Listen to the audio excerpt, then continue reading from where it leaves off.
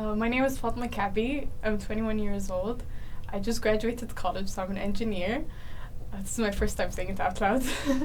I'm also known as the youngest Emirati inventor. But in my free time, other than inventing and talking about innovation and engineering, I enjoy cooking, working out, and building Lego sets. That's one of my favorite activities. But that's who I am. What's been your path, Fatima? When people ask me what my path is, I instantly think about my academics, what I learned, my career. It's like someone's asking you, who do you want to be when you grow up? And now that I'm actually, all grown up, I don't know what to say. Because usually I lean towards saying I'm an engineer, I'm an inventor, all of these labels that were put on me growing up because of the things I enjoyed doing. But I think deep down, I think my path is helping people. That's what I want to do, whether it's through inventing, through my engineering work, through my cooking, any of the hobbies I have. I think my goal is to try to help people in the best way I could. And sometimes I get that wrong, and sometimes I know what I'm doing. But I think my main goal in life is to leave a great impact on other people and help them in any way possible, whether it's, smiling to the person who's making you coffee to actually building an invention that could change people's lives. I think there's so much that you could do in between those two acts, where you could help people and change their life to the better, hopefully. Has there been any struggles that you faced on your path? There are many struggles that I faced on my path.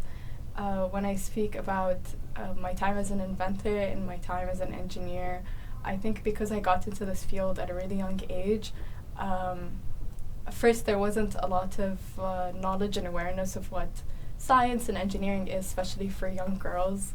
I think as a society we've progressed so much in terms of supporting women in different fields, but I remember when I started there weren't a lot of role models to look up to. There weren't a lot of examples that I could follow. So that was one of the main obstacles that I faced. I just didn't have someone to look up to, so I didn't know what was the right path for me. Who could I follow? Who could I learn from? Who could be my role model? So instead I leaned towards choosing role models in every field I was in and everything I was interested in hopes that I could start shaping who I am as a person and what my path is. What's Fatma's path, not who my role model's paths that I was gonna follow. And I think over time I started to form who I am, and I think it's still a work in progress, trying to figure out who I am, who I want to be. So it's just mostly not knowing who to look up to and who to follow in my time as a engineer. The conversation we had a few minutes back about the high expectations of being the أصغر مخترعة في الإمارات. And that shaped you into who you are today. Can you take us a little bit on that path, on that road of, having that high expectations on you on such a small age? I started inventing at the age of 10, but I've always had an interest in engineering and innovation and just technology in general at the age of 7. And I come from a background of engineers. Both of my parents are in the tech industry, so I grew up around conversations about technology and engineering. So they didn't push me to get into that path, but I was very influenced by them. So I started getting into that, and I think over time when I started inventing things and creating things, I got lucky and I started carrying this title of an inventor, and alhamdulillah over time I gained a few awards that gave me that official title. So at first it was an honor, of course. It's something that I would carry with me for the rest of my life, that I was recognized for something like that. But also I remember it placed so much responsibility and expectations on me, especially as a 15-year-old. When I got that official title, I felt like I needed to do more, I needed to invent more, I needed to create more, I needed to use that title for good. And I will say it pushed me to do better, but also I had days where I just didn't know what I was doing. I questioned myself, and I think that's part of a struggle that a lot of women in engineering face, feeling like an imposter. You feel like you don't belong, even though you've achieved all of these things, you did all of these things that make you qualified, and you've gained that title. It's just, I don't feel like I'm qualified. So it took me a lot of time, and then I thought maybe I should get into engineering so I can make it official, I actually have the academic knowledge behind my inventing and all the things that I've done growing up. But also a lot of people expected that from me, you have to get into engineering. That's all you've been doing. And I thought, okay, now my hobby needs to be a career. I need to study, I need to go to college, and I need to study engineering. So I went to college, I studied engineering, and I remember my freshman year, came back home after COVID, and I told my parents, I don't want to do engineering. Like, I don't think it's for me. And I think it took me a lot of time and energy to figure out that it wasn't engineering that I didn't want to do. It's just I didn't want to please people. I didn't want to do it because other people wanted me to do it. I needed to find a reason for me to do it. Why do I want to do this? And that took me back to my initial path, my core thoughts when I was a kid. I want to help people. And what's the best way I can help people today? It's going to class, learning these new concepts, teaching my classmates these concepts, coming back home, educating my sisters on them, doing podcasts, talking about what it feels like to be an engineer as a woman. And I think when I suddenly graduated college, I realized, okay, now I'm an engineer. What am I supposed to do? So I'm trying to figure that out yet, but those expectations were heavy, I will say, but they helped me push myself out of my comfort zone and be a better human, a better engineer, a better inventor, just a better person overall. There's definitely a stereotype related to, your situation, because أصغر مخترعة, your path has been engineering. Now you know what's the next thing that you should do, but you don't know what you should do next. Yeah. You don't know what's gonna happen next. Yeah. How do you deal with that though? It's very difficult to anticipate your next move. I think growing up it was easy to guess what the next move is. From middle school I'm gonna go to high school. After high school I'm gonna go to college. And then I thought, okay, my next move, I'm going to go get my master's, and then I'll get my PhD, and then I'll figure things out, I'll give myself a few years to figure things out. But after I graduated with my bachelor's and I applied to a bunch of schools, I thought, do I actually want to do it? Like, I don't know. A lot of people say I should come back and work, gain some experience before I try to go get my master's, especially that, the major I'm in is required at the moment, that we need a lot of engineers. So now I'm going through this identity crisis. What am I going to do outside of school? I don't know who I am outside of being a student, outside of being a scholar, outside of being someone who's learning. Now I actually have to do the work, and I will have a different set of expectations placed on me that I need to perform, I need to do well. And this is a time where I get to show off all the knowledge I learned, right? But I think in the summer between, working and graduating from college, with my free time, I realized I have no hobbies. I don't really know who I am outside of living abroad or outside of being an engineer and an inventor. So I'm trying to figure that out. So I've been busy doing a lot of my fun hobbies and trying to spend time with my family and just finding who I am outside of those expectations and outside what's expected from me before I actually get a job. How was university life for you? University was exciting. It was definitely challenging because I got the opportunity to study abroad. I went to school in Virginia Tech, which was in the middle of the mountains, very stranded, away from the glamorous life of a city in the States. So I didn't really get to experience that city life, but I lived in a very small town. And it was a very big cultural shock for me. But I thought it was an opportunity to find out who I am outside of the expectations I had placed on me here. So a lot of people know me here as Fatima Al Kaabi, the inventor, the one studying engineering, a lot of those expectations. And I realized a lot of people in my community already knew that. So deep down, they just expected things from me, even, subconsciously, even if they weren't thinking about it. So when I went to college, I thought, okay, I can have a whole new identity. I don't need to tell anyone anything. I could go in as a student. No one knows anything about me, right? So I met these new roommates. I have a personal Instagram account and I have a professional Instagram account. So I gave them only my personal one. They knew nothing about me. So it's just I'm from Dubai, just about the UAE. That's all they know about it. So it's I'm from the UAE. I'm here to study engineering. That's all they knew about me. So they got to know me outside of those expectations. And after 2 years, and I was going to graduate, I sat with my roommates and I told them, I need to come clean to you guys. I have another Instagram account and it's professional, and this is this is all about me. Like, oh, I used to do this when I was home. I have a scholarship to study here. Like, I'm not just a random girl who came to study here. Like, I had some goals and I need to go home and do all of these things. And then one of my roommates said, I knew that from the first day you moved in. Like, I looked you up and I saw your Instagram, but I just wanted to keep it a secret because I knew you didn't want to share that.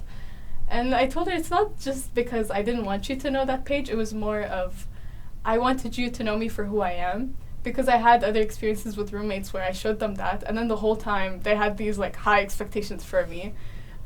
So I wanted them to know me outside of that, and it worked out really well because they never felt like they needed to push me too much, or they never repeated those high expectations that I heard from people around my community subconsciously, you know, when they'd say, you're going to graduate with honors, you're going to do this and that. My roommates just saw who I truly was, you know, someone who struggled with math, who had a hard time attending class, you know, all of these different things that a normal college student goes through. So it was just fun that I had, like, not necessarily two identities, but I had, like, a Hannah Montana moment where I was like, I have, like, a celebrity identity and a normal identity. When I was not a celebrity whatsoever, but, like, it felt like I was hiding one part of me. But it was just fun to realize, and I think it was one of the best, a green flag in our friendship, that they knew about it, but they just didn't want to bring it up.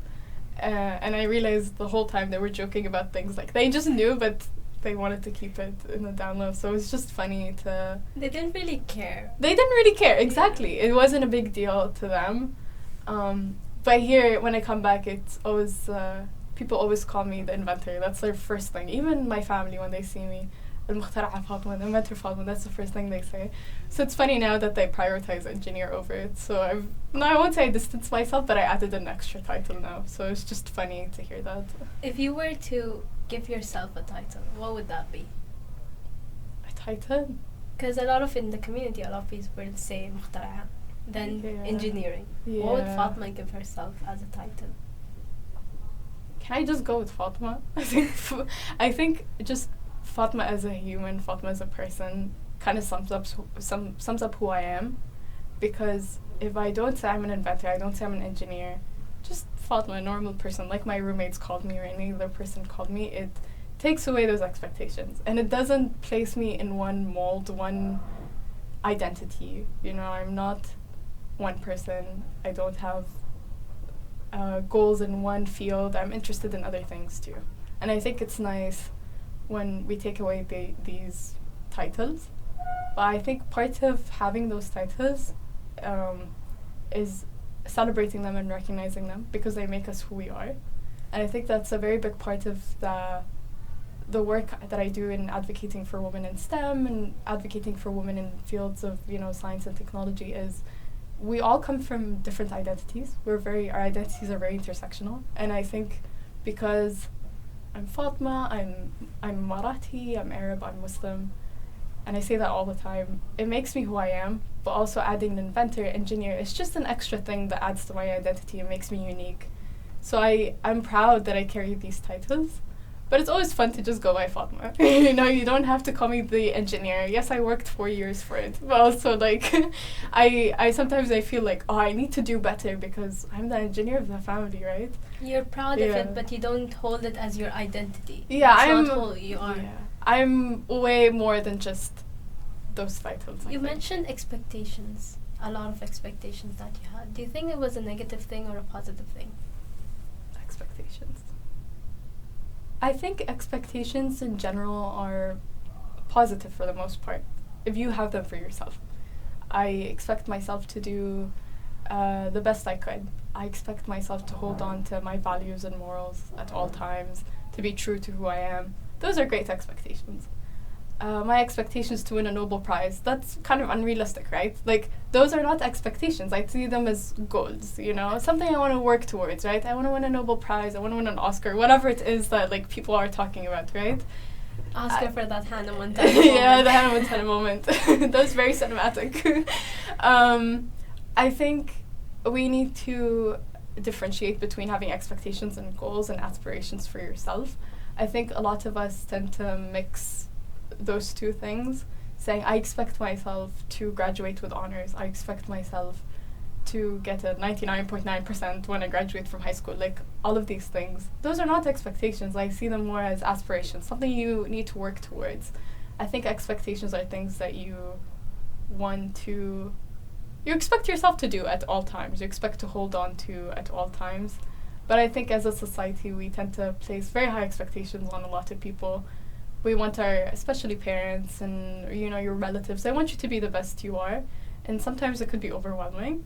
But as long as you know in deep down what you want to be and who do you want to be, I think you'll be okay. As long as you don't place too much pressure on yourself. I don't know if that answered the question. I went to a whole different thing. Yeah. So what's the definition of success? The definition of success varies from one person to another. I think that's a classic answer that anyone would use, a very diplomatic answer to this question. But I think success to me is not a number or an award or some sort of achievement. It's not quantified. I think it's just going to bed feeling proud of yourself that you did your best. I think growing up, I placed so much pressure on myself to quantify that success, whether it's like the number of awards, number of followers, number of percentages I get on tests and things like that. But I think now I've tried to step away from that and think of success as I did my best. I held on to who I am, my morals, my values. I did what I needed to do, and I try to let go after that. I mean, of course, since I think I am a perfectionist, so sometimes I think, yeah, I can do better. I can always do better. But I try not to dwell on that because sometimes you just have to accept you did what was best for you that day. You gave your 100% that day, and then maybe tomorrow your 100% is completely different. So, or how much your percentage of giving and your percentage of productivity is different every day. So I just want to make myself proud at night, and I don't feel like I hurt anyone or I affected anyone negatively, and I think then I'll be happy with myself. So success has changed from being numbers, being awards, trying to be the best at what I do, to being the best Fatima I could be today, the kindest Fatima, the sweetest Fatima I could be, not necessarily the smartest person in the room or like the most talkative person in the room, whatever it is. I'm just trying to give my best and do my best, and yes, parts of me would feel like I could do better, but I think that's just part of being someone who wants to grow and become a better person, that awareness that I can always grow better, but I'm not going to dwell on my mistakes in the past. They're just lessons, and we can move on from there. When you talk about all of these things, I've known you for a few years now, but maybe in 2018, 2019 that I stumbled upon who Fatima Al Kaabi was, and looking back, it was really clear that Fatima Al Kaabi was successful at that time, because Asghar Mukhtara'a, you got this award, you got all of these quantitative quantitative success. Yeah. So how do you deal with someone who might be in my position, thinking about, oh my god, Fatima Al Kaabi is so amazing, and oh my god, she went to this she's successful, but then hearing from Fatima being like, you know what, I don't really think of that as a success, it's a big hit, so that could turn into something ugly sometimes, something in the nicest way possible. Jealousy maybe. Yeah. For some people. I think we all try to put up the best versions of ourselves on social media, out in public. We want to be presentable. We want to be the best versions of ourselves, right? So in public, I've always tried to be the best Fatima I could be. And I think growing up, that meant trying to be the smartest in the room, trying to assert who I am. So. But can you be the smartest person in any room? I don't want to be. But can you ever? I mean, thinking about No, it, you can't. there's always going to be a bigger room for you to, be... Exactly. You can be a smartest person in this room, but then in the other room, you can be the dumbest person. I mean, they say if you're the smartest person in a room, you're in the wrong room. You need to find a better room to be in. I think in the past, I felt like I needed to always keep up with that image, I needed to always be smart. I needed to always know how to answer questions and how to show off the things that I've done, right? Because part of being an inventor is I can do the technical stuff, right? Right? Like I can build, I can do these things, but I lacked when it came to public speaking and showing off my work. So growing up, I had a lot of issues with that. But once I gained those skills, I felt like I needed to be the role model that people were setting me up to be, right? When I go speak at schools and, young girls would come up to me and tell me, you're an inspiration to me, I look up to you. Like, deep down, I think, why did you say that? Like, what do you see in me that I don't see in myself, right? And then when I hear from you or I hear from other people who have told me, I see your page and it looks like you're successful, I realize, like, yeah, I think I set myself up to look that way. I think we all try to do that through social media and our LinkedIn and all of these social platforms to make ourselves look successful and appeal to other people because we need that validation from other people.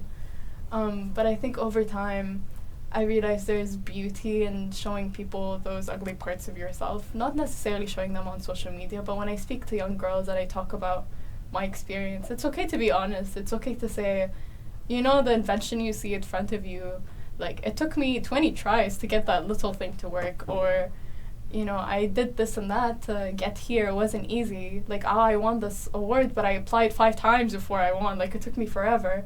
But I think a lot of us see that final image. They see that announcement that I post. They don't see the work. I moved the mic. Yeah. They don't see the work behind it. So I will say a lot of us, we set ourselves to do that, but in no way do I want anyone to feel jealous. I know how it feels because I compare myself to other people all the time. And I think in the past I would look at other successful people and I think, oh, why did this person get this opportunity? I didn't. Why didn't they call me to do this? Why didn't I do ABC? But then I realized, like, your success, Mariam, doesn't take anything away from my success as Fatima, right? It's all written, it's fate. And I think there's something good about having good karma, if I wish what's best for you, what's best for me will come. And I think it's all planned, whether we're speaking from a spiritual or religious perspective or just how the universe works. Maybe it doesn't work out for me today, but it will work out tomorrow. So I think the goal is not to compare yourself to other people and just see how could I become better? What can I learn from Fatima that would help me become a better person? Don't look at me and think, oh, why did she get that? Like, I want that, Instead think, oh, she got that? I'm going to ask her. I'm going to reach out to her. I'm going to learn how she did it so I can do it. And I love when people ask me because I want to share that with you. Like, yeah, I applied 5 times to get this, but this is what I did wrong. I want you to do it right this time. And I think, unfortunately, a lot of people today don't have that mindset. It's very competitive, especially with trying to apply to jobs or universities or even in high school, trying to get the best grades. People tend to try to protect themselves and put up walls. And they don't want to help other people because they see them as a threat. Instead, I think we should all celebrate our success together. When I succeed and you succeed, it's our success together. And it's okay if we, do it together. It won't take anything away from me being successful if Mariam is sharing that success with me or, the team behind this podcast or whatever it is. Like, we're all celebrating the success together. Yeah. Would you say your motto is good karma? I think so. Yeah, maybe. I guess subconsciously I would think my motto is good karma. But I think if you put good in this world, it will come back to you somehow. So you never know.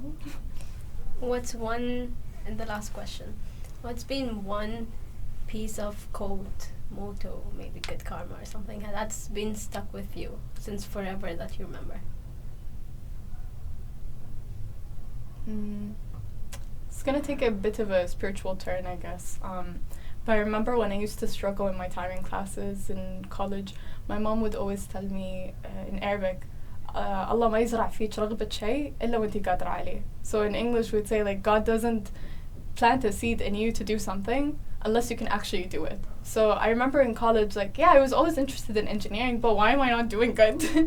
And I think it took me some time to get over, you know, how difficult the classes were and the culture shock and all of that. But then I realized, like, whether it's the universe or God or whatever it is, I think God didn't place that thing in me to want to do this, to want to help people, to want to go get a degree in engineering, to go study abroad, to do ABC, unless he knows deep down that I can actually do it.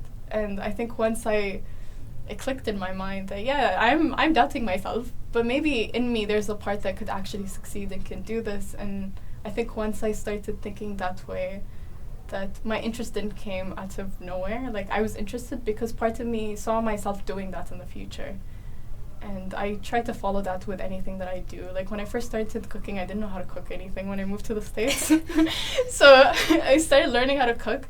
And I remember I'd watch videos and I think, that's easy. Like, I could do that. And then when I struggled, like, I would try to remember that moment I had when I watched those videos and I, like, was impressed. I had that moment of positivity where I thought, yeah, I can do that. So I tried to channel that through, like, cooking or exercising or whatever it is. Like, we all have that moment when our interest is sparked in something, and I think if we hold on to that same spirit throughout the whole process, I think we'll be okay. So I try to recall that at all times and remember that there's a purpose of me being on this planet, there's a purpose of me being born, you know, being Fatima, being here in the UAE, being who I am, and I just need to figure it out. What's my purpose for today? And I think I try to ask ask myself that question every morning, try to figure out what I want to do and